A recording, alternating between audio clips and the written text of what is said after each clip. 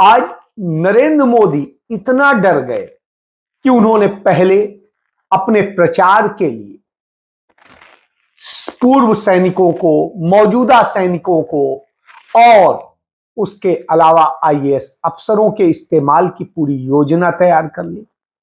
उसके साथ साथ तमाम सारे नैरेटिव बनाने के लिए उन्होंने पूरी योजना तैयार की और अब आरएसएस भी उनका प्रचार करने लगी। और उन्होंने इसके साथ साथ जो जांच एजेंसियां हैं उनका दुरुपयोग, सदुपयोग जो कह लीजिए, अपने चुनाव के लिए उन्होंने सदुपयोग और देश के लिए, संविधान के लिए, कानून के दृष्टिकोण से दुरुपयोग भयंकर तरीके से शुरू कर दिया है। ये सारे सवाल आज खड़े। साथियों, आज राजस्थान में जो घटनाक्रम हुआ वो आप सब ने देखा और आप सब इस बात को जानते हो कि राजस्थान में आज से 29 दिन के बाद चुनाव है विधानसभा के। विधानसभा का चुनाव घोषित हो चुका है। आचार संहिता राजस्थान में और अन्य राज्यों में लग चुकी है और आज ही के दिन भारत सरकार की जो एजेंसीज़ हैं उन्होंने जो कार्रवाई करी है जयपुर में और अन्य शहरों के अंदर, उन कार्रवाइयों की जो टाइमिंग है, जो उद्देश्य है और जो इंटेंट है वो पूर्ण रूप से संदिग्ध है। और ये मैं इसलिए कह रहा हूँ कि जो एजेंसीज भारत सरकार की हैं उनका दुरुपयोग लगातार हो रहा है, ये अब जग जाहिर हो चुका है। लेकिन चुनाव संध्या से ठीक पूर्व, ठीक इलेक्शन से पहले जिस प्रकार से एजेंसीज को राजस्थान में छोड़ा गया है, कांग्रेस पार्टी के नेताओं को भयभीत करने के लिए, आतंकित करने के लिए, देश और प्रदेश इस बात को बहुत गंभीरता से देख रहे हैं। कांग्रेस पार्टी करप्शन के खिलाफ है, भ्रष्टाचार के खिलाफ है। अगर कोई भी निष्पक्ष जांच होती है और कोई सबूत प्रमाण के साथ संदिग्ध पाया जाता है, उस पर कार्रवाई हो, इसके पक्ष में हम लोग हैं। लेकिन इलेक्शन में अपनी हार देखते हुए अगर भारत सरकार इस बात को समझ गई है कि वहाँ बीजेपी चुनाव हार रही है और फिर नेताओं को स्पेसिफिकली टारगेट कर कर बिना सबूत और तथ्य के कांग्रेस पार्टी के अध्यक्ष को जिस प्रकार से उनके अगर रेड डाली गई, उनको कोई समन नहीं, कोई बुलावा नहीं, कोई सबूत नहीं, और इस प्रकार की जो रेड डाली गई है वो सिर्फ एक संकेत देने के लिए दी गई है, मैसेज देने के लिए दी गई है कि अगर हम पॉलिटिकली कमज़ोर पड़ेंगे तो हमारा साथ देने के लिए नाना प्रकार की जो एजेंसीज भारत सरकार की हैं, चाहे वो सीबीआई है, ईडी है, इनकम टैक्स है, उनका हम दुरुपयोग करेंगे और लोगों के अंदर एक तरह का भय पैदा करने की हम कोशिश करेंगे। इसका कांग्रेस पार्टी पूरी तरह से विरोध करती है और मैं समझता हूं कि लोकतंत्र में पॉलिटिकल पार्टीज़ को अपने विजन, अपने मैनिफेस्टो, अपनी विचारधारा, अपने नेताओं की दम के ऊपर चुनाव लड़ना चाहिए। भारतीय जनता पार्टी सभी 5 राज्यों में फिलहाल पीछे चल रही है और मैं ऐसा मानता हूं कि जो आज की कार्रवाई है वो इस बात का स्पष्ट संकेत है। जहां तक मुख्यमंत्री जी के बेटे वैभव गहलोत को जो समन दिया गया है वो भी आप जानते हैं। उन्होंने खुद कहा, वैभव ने, कि ये 12 साल पुराना कोई प्रकरण था और पोलिंग डेट अनाउंस होने के बाद अचानक से समन भेजा जाना, सब लोग समझते हैं कि इसके पीछे क्या सोच हो सकती है। मैं फिर रिपीट करना चाहता हूं, करप्शन के खिलाफ, गलत काम करने वालों के खिलाफ हम सब लोग हैं, लेकिन कार्रवाई करती है ईडी और जवाब दे रही है बीजेपी। एक्शन एनफोर्समेंट डायरेक्टरेट ले रहा है और बीजेपी उसकी सफाई दे रही है, स्पष्टीकरण दे रही है। ये समझ से परे है। तो एक पॉलिटिकल वेपन की तरह एजेंसीज को इस्तेमाल करना, ये लोकतंत्र के लिए बहुत ही नकारात्मक संकेत है। हम सबको प्रेरणा लेनी चाहिए, मैं समझता हूं, राहुल गांधी जी से। उनके ऊपर भी नाना प्रकार के केस थोपे गए, ईडी ने कई बार उनको बुलाया, हर बार वो पेश हुए, अपनी बात को रखा। इसलिए कांग्रेस के नेताओं कार्यकर्ताओं को डरने की कोई ज़रूरत नहीं है। हम लोग ये चुनाव मजबूती से लड़ेंगे और चुनाव जीतेंगे। तो ये जो कोशिश की गई है आज के दिन कि चुनाव से ठीक पहले जब मॉडल कोड ऑफ कंडक्ट लगा हुआ है तब आप इस प्रकार की कार्रवाई कर रहे हैं, तो ये बात सब लोग समझ रहे हैं कि ये कार्रवाई क्यों करनी पड़ रही है। अगर वो चुनाव जीत रहे होते, बहुमत की तरफ बढ़ रहे होते, तो शायद इस प्रकार की कार्रवाई होती। तो जो टाइमिंग है, जो इंटेंट है, जो ऑब्जेक्टिव है, वो संदिग्ध है, सस्पिशियस है। और ये पहली बार नहीं हो रहा है कि इलेक्शन गोइंग स्टेट के अंदर इस प्रकार की कार्रवाई की जा रही है। जो टॉप लीडर्स हैं उनको टारगेट किया जाता है, स्पेसिफिकली टारगेट किया जाता है। और जब चुनाव खत्म हो जाता है तो वो खबरें जब सुर्खियों से हट जाती हैं तो उसका कुछ अता पता रहता नहीं, उन केसेस का, उन आरोपों का, उन छापों का, उन नोटिस का, उन समन्स का। तो पॉलिटिकल टूल की तरह इसको इस्तेमाल किया जा रहा है। इस बात को जनता भी देख रही है, राजस्थान की और देश की भी। इसलिए जब जब मैं समझता हूँ रूलिंग डिस्पेंसेशन जो दिल्ली में है, जब अपने आप को कमज़ोर पाती है तो इस प्रकार की एजेंसीज का वो पूरा सहायता लेकर अपना हित साधने में लग जाती हैं। ये एक बहुत गलत परंपरा है। ये लोकतंत्र के लिए, जैसा मैंने पहले कहा, एक अच्छा संकेत नहीं है। और जैसा मैंने कहा कि आज जो हुआ है उसको पूरा प्रदेश देख रहा है, इलेक्शन गोइंग स्टेट है। राजस्थान के अंदर जब जब करप्शन के इश्यूज आए उस पर कार्रवाई करने की मांग पहले भी होती, आज भी होती आई है। लेकिन अब जब चुनाव डिक्लेयर हो गए हैं, अब जब इलेक्शन सिर्फ 3-4 हफ्ते दूर है, अब अचानक आप जागें, पुराने केसेस को आप उठाएं, समन्स भेजें, छापे डालें और एक प्रकार से लोगों को टारगेट कर कर उनका चरित्र हनन करने की जो कोशिश करें। जांच से कोई डरता नहीं, आप कोई भी जांच कराइए, सब जांच फेस करने को तैयार है। जैसे मैंने कहा, राहुल गांधी जी फेस कर रहे हैं, सब लोग फेस कर रहे हैं। लेकिन इलेक्शन की पूर्व संध्या पर इस प्रकार की कार्रवाई होना, इसकी मैं भर्त्सना करता हूं, इसकी मैं निंदा करता हूं कि ये जो किया गया है ये पूर्ण तरह पॉलिटिकली मोटिवेटेड है। आप लोगों के कोई सवाल हैं तो मैं जवाब दे सकता हूं।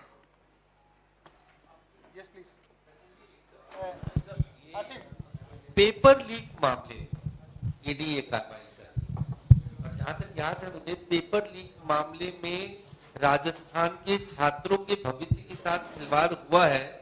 इस बात को लेकर आपने लंबे समय तक एक प्रोटेस्ट आंदोलन, इस पूरे मामले को और इस पूरे मुद्दे को उठाया। आज ईडी इसी मामले को आधार बना के कार्रवाई कर रही है, क्या कहना चाहेंगे आप? ईडी का कोई स्टेटमेंट आया है? ईडी ने स्पष्ट किया है कि वो किस लिए कार्रवाई कर रही है, किसके ऊपर कार्रवाई कर रही है, क्या टाइमिंग उसकी है, क्या ऑब्जेक्टिव उनका है। ये खबरें फैलाई जाती हैं कि फला मुद्दे को लेकर कार्रवाई करेगी। मुझे तो अभी तक मैंने कोई ऑफिशियल स्टेटमेंट उस एजेंसी का देखा नहीं, पहली बात। दूसरी बात, पेपर लीक के खिलाफ पहले भी मैं था, हम सब लोग थे, आज भी और हमेशा रहेंगे। पेपर लीक अगर होता है तो लाखों नौजवानों के भविष्य पर अंधकार का काला साया आता है, इसको कोई सपोर्ट नहीं कर सकता। लेकिन मुझे खुशी है जब इस मुद्दे को हमने उठाया था, एआईसीसी ने इसका संज्ञान लिया था और हमारी सरकार ने विधानसभा में एक कानून पारित किया जहां पेपर लीक में अगर कोई पकड़ा जाएगा उस पर उम्र कैद का प्रावधान देश में कहीं नहीं है। हम लोगों ने जब बात को उठाया तो एक लाइफ इम्प्रिजनमेंट का प्रावधान विधानसभा में पारित करवाया है।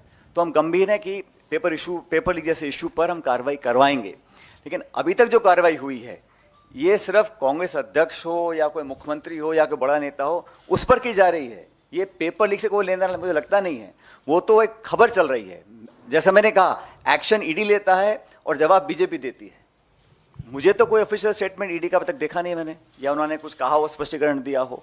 अब आप किसी के घर छापा डाल दें, विजुअल्स दिखा दें, मीडिया में बातें फैला दें, तो वो तो कहीं ना कहीं मोटिवेटेड है और सब सिंक्रोनाइज्ड है इलेक्शन डेट को देखते हुए।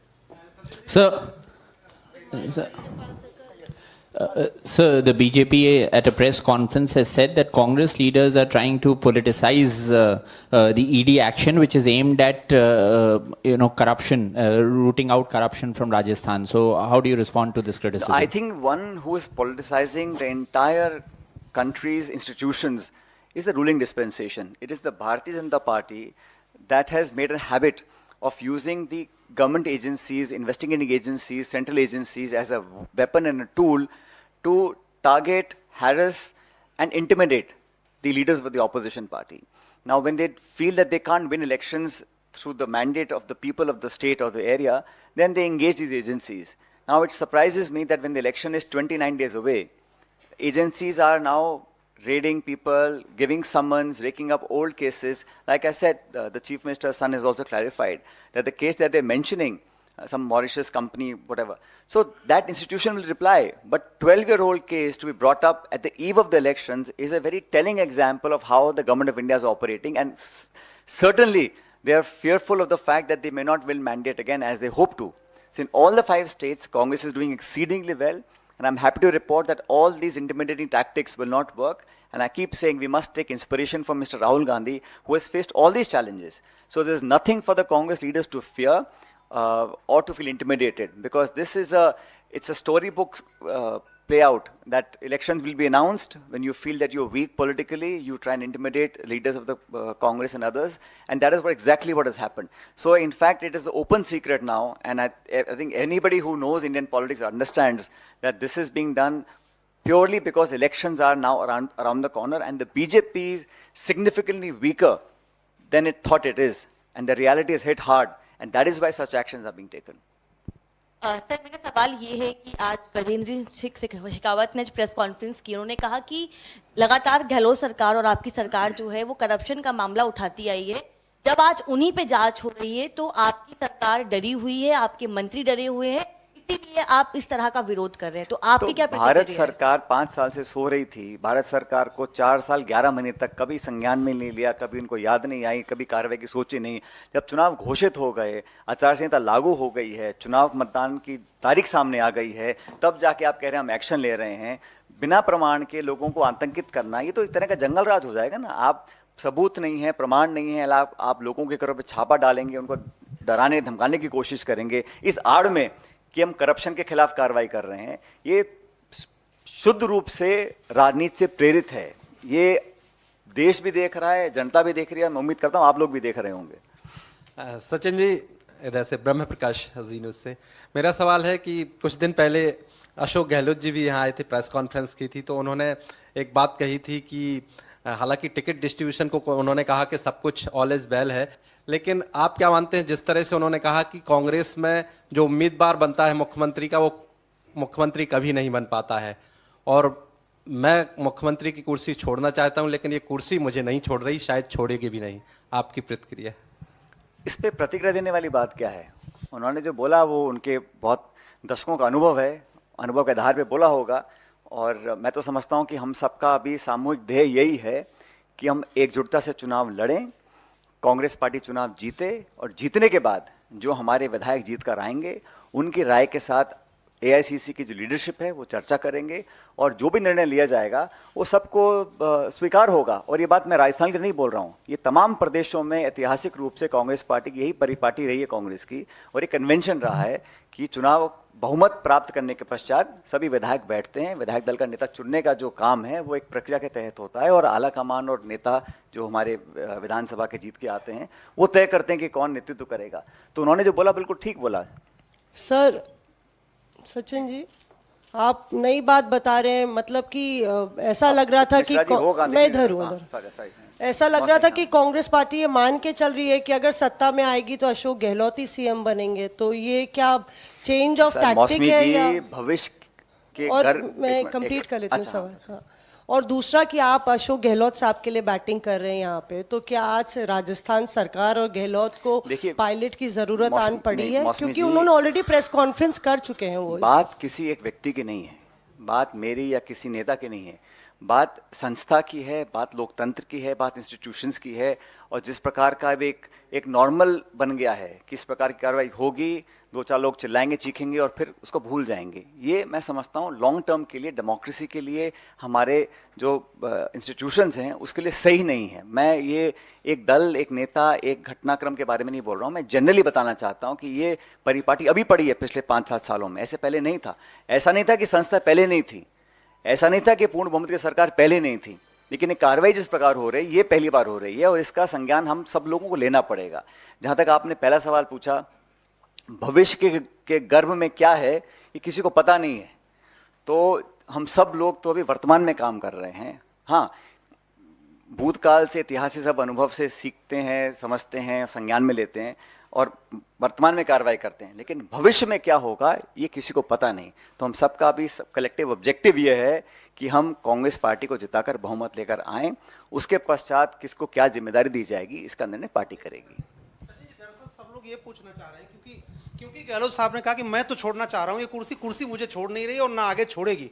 तो सब लोगों का ये जानना कि आपके पास चूंकि जिम्मेदारी है, आपकी कोई केमिकल इस तरह का इजाद आपने किया कि जो चिपकी हुई कुर्सी उसको आप अलग कर सकें, कोई इस तरह का कोई अनुसंधान आप कर रहे हैं? और हमारे यहाँ सुनो मेरी बात, दूसरी बात, एक छोटा सवाल, आपने तमाम प्रक्रिया बता दी कि हमारी पार्टी में ये प्रक्रिया है, तो प्रक्रिया के तहत 2 ऑब्जर्वर गए थे, प्रक्रिया के तहत उन्होंने विधायक दल की बैठक बुलाई, तो उस प्रक्रिया का पालन तो वहां हुआ नहीं, तो आप कैसे उम्मीद करते हैं कि आगे प्रक्रिया का पालन ऐसा है जो आप, मैं जानता हूं मुझसे क्या बुलवाना चाह रहे हो, लेकिन जो जिस घटनाक्रम का आपने उल्लेख किया है वो भी एक शोध का विषय है कि लेकिन वो अतीत में है। मैंने कहा जो समय निकल गया वापस आने वाला नहीं है, अब हमें आगे की तरफ देखना है। बड़ी चुनौती देश के सामने है। ये 5 राज्यों में अगर कांग्रेस पार्टी जीतती है तो निश्चित रूप से 2024 में इंडिया अलायंस सरकार बनाएगी भारत में। हमारे लिए ये राज्य जीतना बहुत जरूरी है, पार्टी के लिए और देश के लिए, ताकि इस प्रकार की जो घटना आज हुई है ये भविष्य में ना हो। आप जांच करो, इंक्वायरी करो, आप निष्पक्ष कोई भी एजेंसी जांच करेगी, कोई आपत्ति किसी को नहीं। हम स्वागत करते हैं, अगर तथ्यात्मक प्रमाण किसी के पास हैं तो कार्रवाई करें, मैं तो बल्कि स्वागत करूंगा। लेकिन बिना प्रमाण के सिर्फ इलेक्शन से पहले आप लोगों को छापे मार मार के डराने का काम करेंगे तो मैं उससे इत्तेफाक नहीं रखता हूं, बल्कि कोई भी राइट थिंकिंग पर्सन उससे इत्तेफाक नहीं रख सकता है।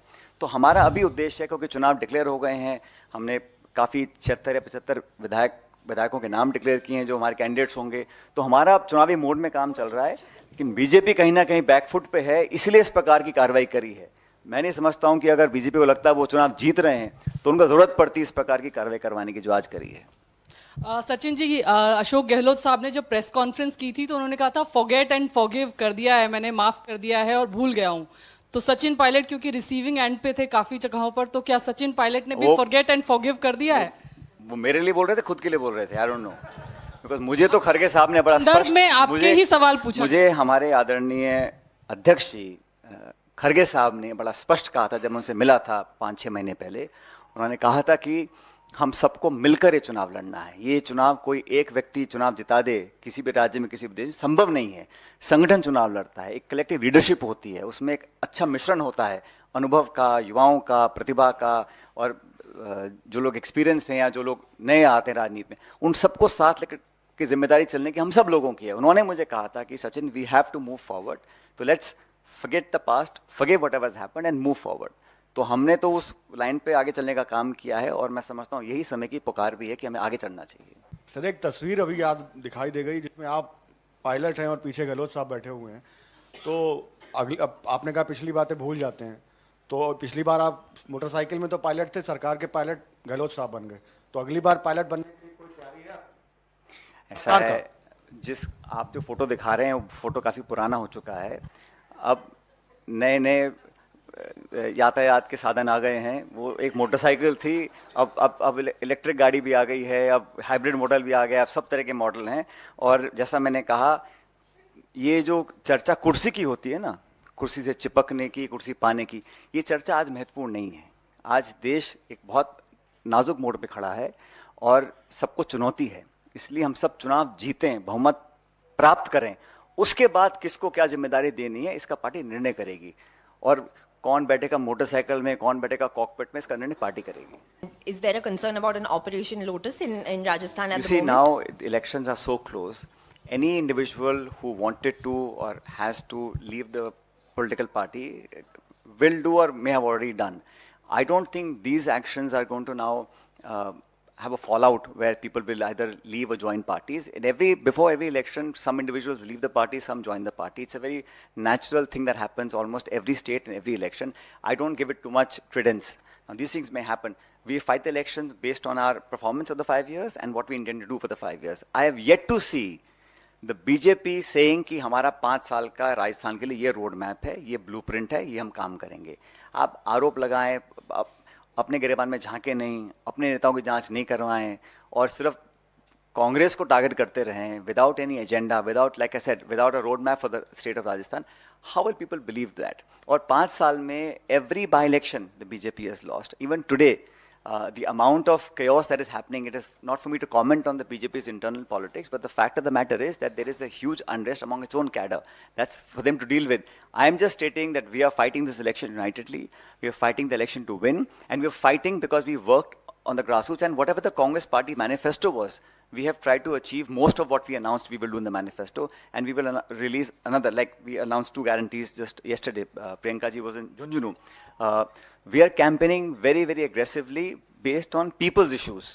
We are not doing personalized targeting. We are not using unparliamentary languages to attack our opponents. We are fighting on issues, people's issues, and what we've done and what we will do. So I'm very confident that no matter what happens, the Congress party will secure a very, very substantial mandate in the next coming elections. Sachin ji, मेरा सवाल ये था कि राजस्थान में पिछले 10 साल से paper leak की लगातार घटनाएं हो रही है. इसी सरकार में नहीं, पिछली सरकार में भी हुई है. 50 लाख से ज्यादा यूथ प्रभावित हुआ है. उस 50 लाख यूथ को आप क्या संदेश देना चाहेंगे आज, क्योंकि चुनाव है सामने? चुनाव के बाद क्या कोई ऐसा एश्योरेंस देंगे आप? देखिए, जैसे मैंने कहा कि पेपर लीक जब भी हुआ है, उसकी पीड़ा सबसे ज़्यादा उस गरीब किसान परिवार के बच्चे बच्चियों को होती है जो साल 2 साल मेहनत करते हैं, जो ट्यूशन लेते हैं, कोचिंग करते हैं, किताब खरीदते हैं, शहरों में जाके हॉस्टल में रहते हैं, मेस का खाना खरीदते हैं और पैसा खर्च करते हैं. अगर आप मेहनत करें और आपकी मेहनत और आप ओवरेज हो जाएं, या 2 साल के बाद आप परीक्षा दे कर आएँ, वो परीक्षा कैंसिल हो जाए क्योंकि पेपर लीक हो चुका है, इससे ज़्यादा पीड़ा कभी किसी को हो नहीं सकती. गरीब परिवार के, मध्यम वर्ग के लोगों को, किसान परिवारों को. तो हम तो हमेशा उनके हितैषी रहे हैं, और मैं तो शुरू से कहता आया हूँ कि इस प्रकार की जीरो टॉलरेंस हमको अपनाना पड़ेगा जहाँ तक पेपर लीक का इशूज़ है. इसलिए पहली बार उम्र कैद का प्रावधान, मतलब पेपर लीक में कोई पकड़ा जाएगा तो उसके खिलाफ उम्र कैद तक की सज़ा का प्रावधान सरकार ने बनाया है. हमने बात उठाई, इसीलिए मुझे लगता है सरकार ने ये कानून पारित किया. जो यंग लोगों के इश्यूज़ हैं उनसे हम अपने आप को जुदा कभी नहीं कर सकते हैं. और विवेक जी, जो नौजवान है उसकी बहुत उम्मीद हम लोगों से है, तो हम अपनी राजनीति साधने के लिए उनके भविष्य को हम साइडलाइन कर दें, ये संभव नहीं है. उनको प्रोटेक्ट करने के लिए, उनके भविष्य को सिक्योर करने के लिए जो भी करना पड़ेगा उस काम को हम लोग करेंगे. मैंने तो इतना भी कहा था कि जो हमारा पब्लिक सर्विस कमीशन है उसमें भी उचित रिफॉर्म्स होने चाहिए. किसी कारणवश वो हम लोग नहीं कर पाए, उसका हम सबको खेद है कि अब तो चुनाव आचार संहिता लग चुकी है, तो कभी कभी गलत नियुक्तियाँ हो जाती हैं, जैसा खुद आपने देखा राजस्थान में ऐसा हो चुका है. वो नहीं होना चाहिए था. लेकिन इशू ये है कि हमारा इंटेंट, हमारा पॉलिटिकल जो सोच है वो युवाओं के प्रति है. और राहुल जी हों, खड़गे साहब हों, सोनिया जी हों, प्रियंका जी हों, हर बार हम इस बात को बोलते हैं कि युवाओं की प्रतिभाओं को हम उचित प्लेटफॉर्म दें, उनको एक सुरक्षित भविष्य का निर्माण हम कैसे कर सकते हैं. और पार्टी का जो हमारा अगली गारंटीज आएंगी, जो मैनिफेस्टो आएगा, वो भी युवाओं पर काफ़ी हद तक केंद्रित रहेगा.